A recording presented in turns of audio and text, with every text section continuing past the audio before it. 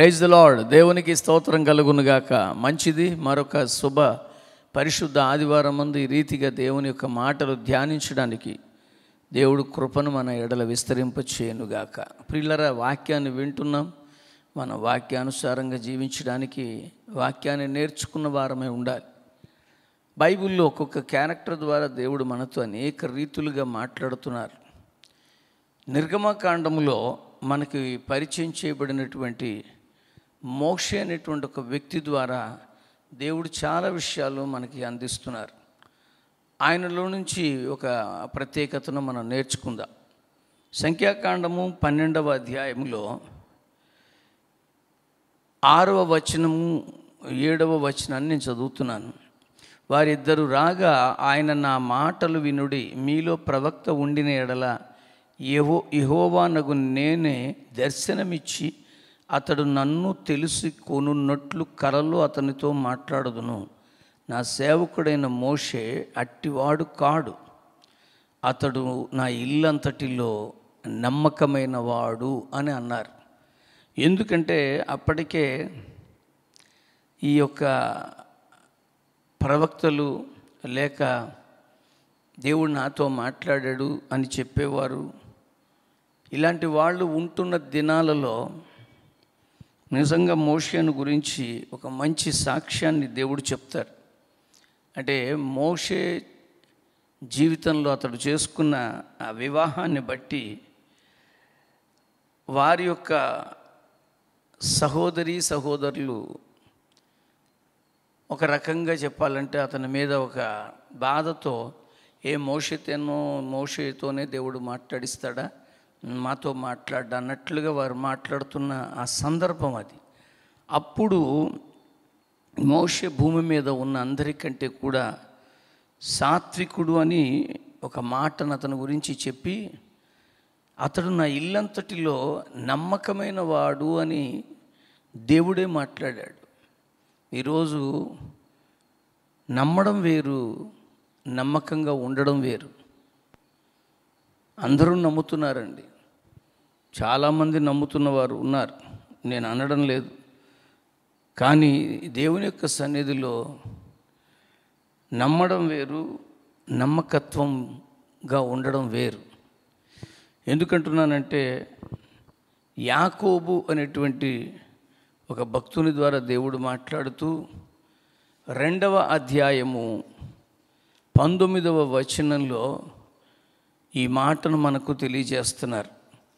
యాకోబు 2వ అధ్యాయము 19వ వచనంలో దేవుడు పలికిస్తున్నటువంటి మాట ఏమిటంటే, అలాగున నమ్ముట మంచిదే, దెయ్యములను నమ్మి వణుకుచున్నవి అని దెయ్యాలను గురించి యాకోబు ద్వారా దేవుడు మాట్లాడారు. నమ్మడం అనేది అందరూ చేయగలుగుతున్నారండి, కానీ నమ్మకంగా ఉండడం అనేది చాలా ప్రాముఖ్యం. దెయ్యాలు కూడా నమ్ముతున్నాయంట. బైబిల్లో ఇలాగ చాలామంది నమ్మిన వాళ్ళు ఉన్నారు. మనందరికీ సుపరిచితుడైనటువంటి ఒక గారిడి వాడైన సీమోను అనేటువంటి ఒక క్యారెక్టర్ కనిపిస్తుంది. ఇతడు కూడా నమ్మాడండి. అపోస్తుల కార్యం 8వ అధ్యాయంలో అతని గురించి వ్రాయబడిన మాట 13వ వచనంలో, అప్పుడు సీమోను కూడా నమ్మి బాప్తిస్మము పొంది ఫిలిప్పును ఎడబాయకుండి సూచక్రియలు గొప్ప అద్భుతాలు జరుగుట చూచి విభ్రాంతి నొందాడు. ఇతడుగా గారిడీలు చేసుకునేవాడు.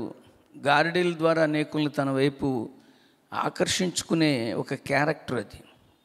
కానీ ఈ ప్రజలలో మరి తన ఉనికిని పాడు చేసుకోవడం ఇష్టం లేక ప్రజలలో తనకున్నటువంటి ఆ మద్దతును పోగొట్టుకోవడానికి ఇష్టపడక నమ్మినట్లుగా నటిస్తాడు.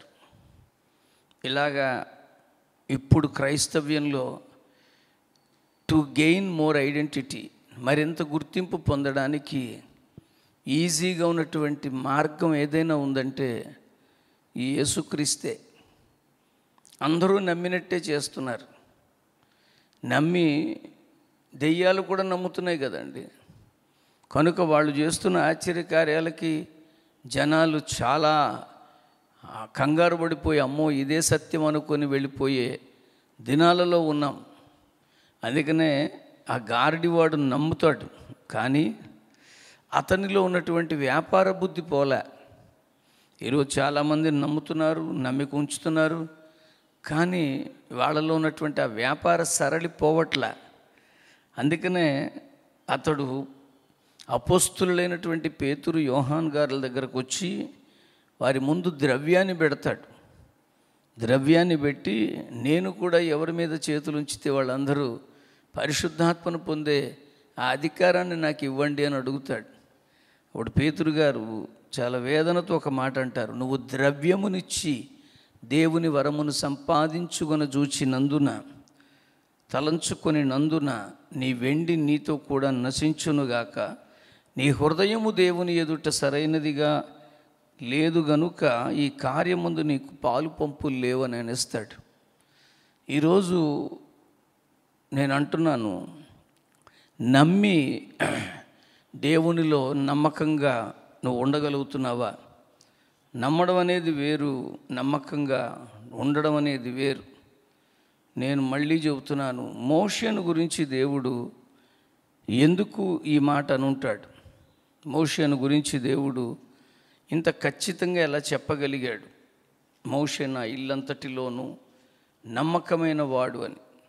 పిల్లరా, మోషేను దేవుడు పిలిచినప్పుడు మోషే కేవలం ఒక మామూలు సామాన్య మనిషి ఎలా మాట్లాడతాడో దేవుడితో అలాగే మాట్లాడాడు. మోషేను సేవకు దేవుడు పిలిచిన, పరిచయం చేసిన అధ్యాయం నిర్గమకాండం 3వ అధ్యాయం. ఇక్కడ మోషేను దేవుడు పిలిచినప్పుడు, మళ్ళీ చెప్తున్నాను, ఆయన కన్సర్న్ మోషే కాదండి. మోషేలో చాలా తలాంతులు ఉన్నాయి, ధైర్యం ఉంది, ఏదైనా చేయడానికి సమయస్ఫూర్తి ఉంది, చురుకుదనం ఉంది. ఈ క్వాలిటీస్ అన్నీ చూసి దేవుడు మోషేను ఎంపిక చేసుకోలే. మోషేకు తన యొక్క బాధ చెప్తాడు దేవుడు. మోషేకు తనని ఎందుకు పిలిచాడనేటువంటి విషయాన్ని చెప్తాడు దేవుడు. ఏమనంటాడంటే, మోషేను పిలిచిన తర్వాత మరియు యెహోవా ఇలా అంటున్నాడు, ఏమని? నేను ఐగుప్తులోనున్న నా ప్రజల బాధను నిశ్చయముగా చూశాను.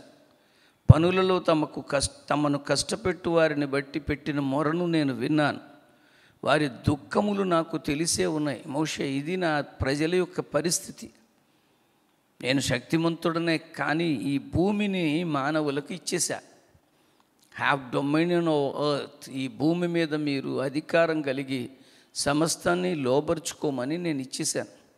కనుక ఈ భూమి మీద ఏదైనా కార్యం చెయ్యాలి అంటే, ఆ మనుషులకు చెయ్యాలి అంటే నేను మనుషులనే వాడుకుంటాను. అలాగే ఇప్పుడు ఐగుప్తు దాసత్వంలో ఇరుక్కుపడిపోయారయ్యా నా జనాంగమైన ఇశ్రాయేలు. కనుక నిన్నెందుకు నేను పిలుచుకున్నానంటే, కాబట్టి ఐగుప్తీయుల చేతిలో నుండి వారిని నువ్వు విడిపించాలి, అందుకు పిలుచుకున్నాను. విడిపించడం మాత్రమే కాదు, వారిని నువ్వు నేను చూపించబోయే దేశం వరకు వారిని నడిపించాలి. ఇది ఒక పెద్ద బాధ్యతగా తీసుకున్నారండి మోషే గారు. అయ్యో బాబు, ఇంత పనిని నేను చేయలేకపోతానని ఆ నిర్గమకాండం 3వ అధ్యాయంలో ముందు 11వ వచనంలో, నేను ఎంతటి వాడిని బాబు, నన్ను అపాయింట్ చేయడానికి నాకేముందని నేను చేయలేను అన్నట్లుగా ముందు తృణీకరిస్తాడు. 13వ వచనానికి వచ్చేసరికి, ఎందుకు నన్ను కన్ఫ్యూజ్ చేస్తావు? అక్కడికి వెళ్ళి నేను చెప్పిన తర్వాత నీ పేరేమిటని అడిగితే నేనేం చెప్పాలి? మళ్ళీ అంటాడు అక్కడ 14వ వచనానికి వచ్చేసరికి, వారు నన్ను నమ్మరు, నా మాట వాళ్ళు వినరు. ఎందుకు నాకు ఈ యొక్క బాధ? మళ్ళీ అక్కడికి వచ్చేసరికి 4వ అధ్యాయం 1వ వచనంలో మాట అంటాడు.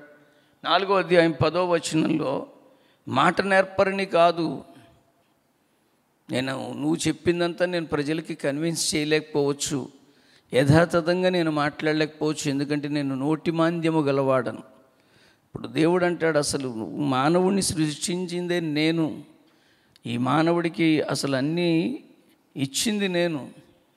అందుకని దేవుడు అంటాడు, నేనే కదయ్యా అందరినీ, కుంటోడుగా ఉన్నా, గుడ్డోడుగా ఉన్నా, మాట్లాడేవాడిగా ఉన్న అందరినీ చేసింది నేనే అని మోషే చెప్పిన దానికి దేవుడు అతని మాటలను ఖండిస్తూ వస్తాడు.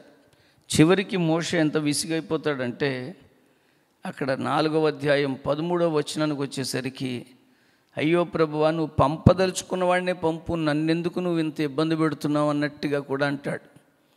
అంటే ఈ 5 రకాలైనటువంటి అభ్యంతరాలను మోషే తన జీవితంలో చెప్పినప్పటికీ why God is very particular about Moses.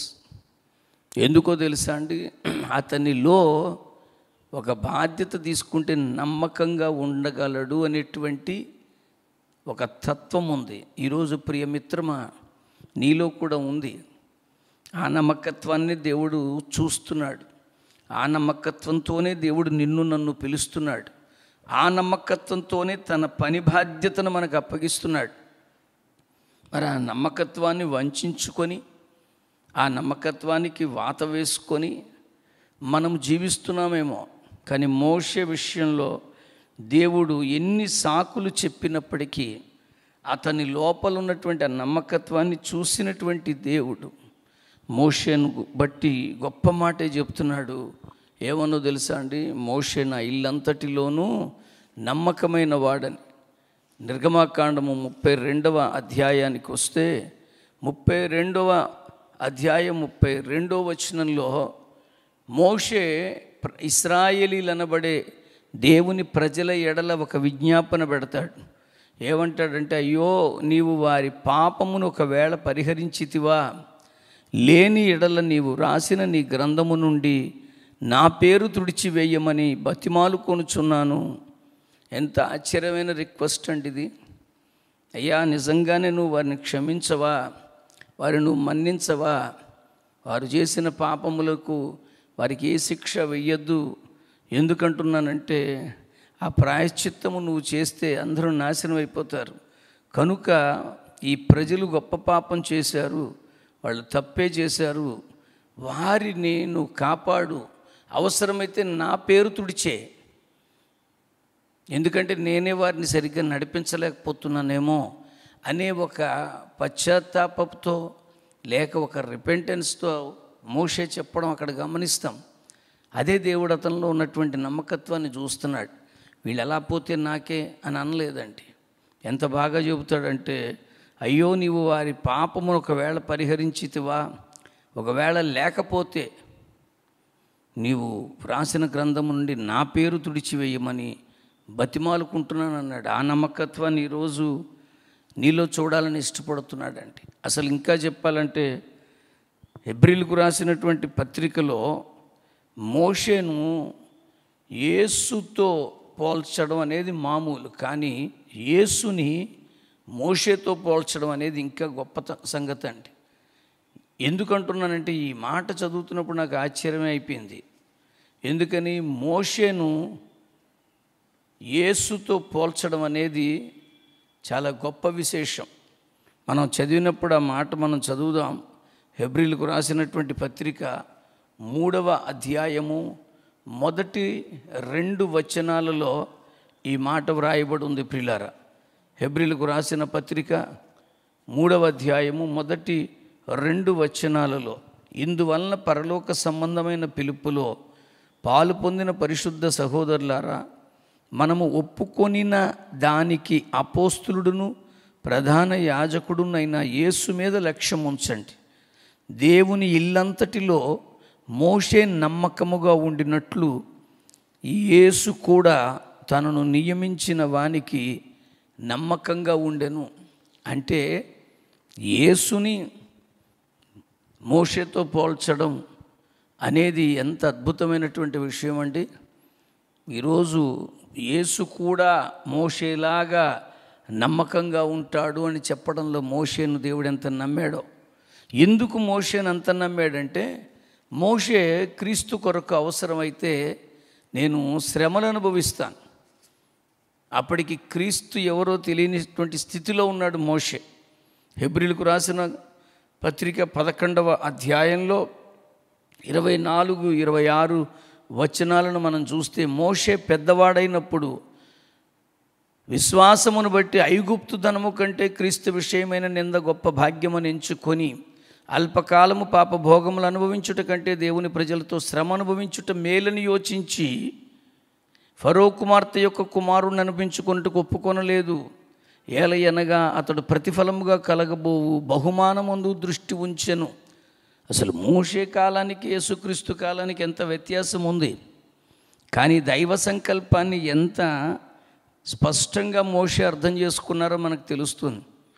అందుకనే మోషేను యేసుతో మరి ఆ యేసుతో పోల్చడానికి, లేకపోతే యేసుని మోషేతో పోల్చడానికి కారణం అది. ఈరోజు ఐగుప్తు ధనము కంటే కూడా క్రీస్తు కొరకు నింద గొప్ప భాగ్యమని ఎంచుకున్నాడు. ఈరోజు మనం అలా ఉండట్లేదుగా. దేవుడు నిజంగా మన భక్తిని బట్టి, నిన్ను బట్టి, నీ నమ్మకత్వాన్ని బట్టి యేసుని నీతో పోల్చగలడా? మోషేతో పోల్చాడండి. మోషేతో ఎందుకు పోల్చాడంటే మోషేకి అలాంటి ఒక అద్భుతమైన ఆలోచన ఉంది. అప్పటికి క్రీస్తు లేడు, కానీ దైవ సంకల్పాన్ని అర్థం చేసుకున్నాడు. అందుకనే మీకు విచిత్రం చెప్పనా, మోషే ఇశ్రాయేలు జనాంగాన్ని దేవుడు చూపించిన స్థలానికి తీసుకొని వెళ్ళలేకపోతాడు, అది అందరికీ తెలుసు. వారిని నువ్వు తోడుకొని పోలేవు అని దేవుడు ఖచ్చితంగా చెప్పేశాడు. కానీ ఆశ్చర్యం చెప్పనండి, పరలోక భాగ్యంలో మోషేకు స్థానాన్ని ఇచ్చాడు. ఈ భూ సంబంధమైనటువంటి ప్రాంతానికి మోషే వెళ్ళలేకపోవచ్చు. అందుకనే ద్వితీయోపదేశ కాండము చివరి అధ్యాయంలో మోషేకి అన్ని చూపిస్తాడు దేవుడు. అదే నేను వాళ్ళని తీసుకెళ్లే స్థలం, నువ్వు అక్కడికి వెళ్ళకూడదు అనేస్తాడు. ఎందుకంటే నువ్వు నా పరిశుద్ధతను సన్మానించలేదు కనుక నువ్వు వారిని తోడుకొని తీసుకెళ్ళలేవని. కానీ ఈ భూ సంబంధమైన వాటి మీద వెళ్ళకపోయినా నష్టం లేదు, కానీ పరలోక సంబంధమైన వాటిలో నువ్వు ఉన్నావా? ఈరోజు క్రైస్తవ్యంలో విదేశాలకు తిరగడం అనేది అదొక పెద్ద అసెట్ అయిపోయింది. ఇంకా అమెరికా వెళ్ళాడంటే వీడు మామూలు దైవజనుడు కాదనుకునేటువంటి స్థాయిలోకి వెళ్ళిపోయింది క్రైస్తవ్యం. భూ సంబంధమైనటువంటి దేశాలలోకి నువ్వు వెళ్ళావా లేదా? ఎన్ని దేశాలు తిరిగేవి ఇవన్నీ లెక్కేం కాదు. పరలోకంలో నీకు స్థానం ఉందా? ఆ నమ్మకత్వాన్ని మోషేలో దేవుడు చూశాడు. ఖచ్చితంగా ఎంత గొప్పగా చూశాడనడానికి మనందరికీ బాగా తెలిసినటువంటి వచనం ఏమిటంటే, ఆ మోషే గారిని మరి విచిత్రంగా లూకాసు వార్త 9వ అధ్యాయంలో కనబడుతుంది మనకి. 28 నుంచి 36 వచనాలలో రూపాంతర పర్వతానికి కొండ మీదకి వెళ్ళినప్పుడు యేసుని కలవడానికి ఇద్దరు వస్తారు. వారిలో ఒకరు ఏలియా, మరొకరు మోషే. ఆశ్చర్యం అదండి. మోషేను దేవుడు క్రిందకి పంపించాడు. నువ్వు ఎవరి కొరకైతే నిందలు పడడానికి ఇష్టపడ్డావో, నువ్వు ఎవరి కొరకైతే నమ్మకంగా జీవించడానికి ఆశపడ్డావో, నీ నమ్మకత్వాన్ని ఎవరితో నేను పోల్చి మాట్లాడానో ఆ క్రీస్తును చూసి రావయ్యా నువ్వు. నేను పంపినటువంటి నీలాంటి నమ్మకమైనటువంటి దాసుడిగా పంపిన క్రీస్తును చూడమని పంపిస్తాడు. అప్పుడు అక్కడ ఉన్న శిష్యులు కూడా అంటారు, మోషేకు ఒకటి, ఏలియాకు ఒకటి, నీకొకటి పర్ణశాల కట్టమంటావా అని అడుగుతారు. ఆలోచన చెయ్యండి ప్రియులారా. ఈరోజు నువ్వు నమ్మావు. నమ్మడం అనేది అందరూ చేస్తున్నారు. నమ్మడం, నమ్మకం వేరు, కానీ నమ్మకంగా ఉండడం, నమ్మి జీవించడం వేరు. ఈరోజు మీరు ఎలా ఉన్నారు? నమ్మకంగా ఉండగలుగుతున్నారా? మోషే నమ్మకంగా ఉన్నాడు కనుక దేవుడు మోషేతో మాట్లాడుతున్నప్పుడు ఈ మాట అన్నాడు, నా కొరకు నమ్మకమైనటువంటి సేవకుడితడని. నేను మీతో అంటున్నాను, పౌలుని దేవుడు పిలుచుకున్న తర్వాత పౌలు చెప్పిన మాట కూడా అలాంటిదే. ఏమంటాడో తెలుసా అండి? పూర్వము దూషకుడను, హింసకుడను, హానికరుడనైన నన్ను తన పరిచర్యకు నియమించి నమ్మకమైన వానిగా ఎంచినందున. ఈరోజు ప్రియ దేవుని బిడలారా, మనందరికీ రక్షణ ఎందుకు ఇచ్చారో తెలుసా? మన నమ్మకంగా ఉండడానికి. నమ్మకమైన వాణిగా దేవుడు మనల్ని ఎంచేటట్లుగా మన భక్తి జీవితాన్ని నడిపించుకుందాం. క్రీస్తుతో మనలను పోల్చి చెప్పడం మనకు ఆనందమే, కానీ నమ్మకత్వంలో ఉన్న వారితో పోల్చి చెప్పడం అనేది మరింత ఆనందం. అలాగే మనం కూడా మన నమ్మకత్వాన్ని రుజువుపరుచుకుందాం. దేవుడి మాటలను బట్టి మీలో నమ్మకం కంటే కూడా నమ్మకత్వపు విలువలను దేవుడు పెంచి దీవించునుగాక. ప్రార్థన. పరిశుద్ధుడైన దేవా, కృపగల మా తండ్రి, ఒక మోషేను మీరు ఏర్పరచుకొని నమ్మకమైన సేవకునిగా మలుచుకున్నారు. అలాంటి మోషేను యేసుతో మాట్లాడుతున్నప్పుడు, యేసును గురించి చెప్తున్నప్పుడు ఇతడు మోషే వంటి వాడే అని మోషేను యేసుకు ఒక పోలికగా మీరు చూపించారు. ఈరోజు మమ్మల్ని కూడా నాయన ప్రభువా నమ్మకమైన బిడ్డలుగా చేసి నీలో మరింత ఫలభరితమైన జీవితాలు జీవించడానికి కృప చూపించమని రక్షకుడు నీ ప్రియకుమారుడైన యేసుక్రీస్తు పేరిట వినయ మనస్కులమై ప్రార్థించి పొందుకుంటున్నాం పరమ తండ్రి. ఆమెన్. తండ్రి, కుమార, పరిశుద్ధాత్మ త్రియేక దేవుని సహాయ సంకల్పాలు సదా తోడే ఉండి నడిపించునుగాక. Amen. God bless you. Praise the lord.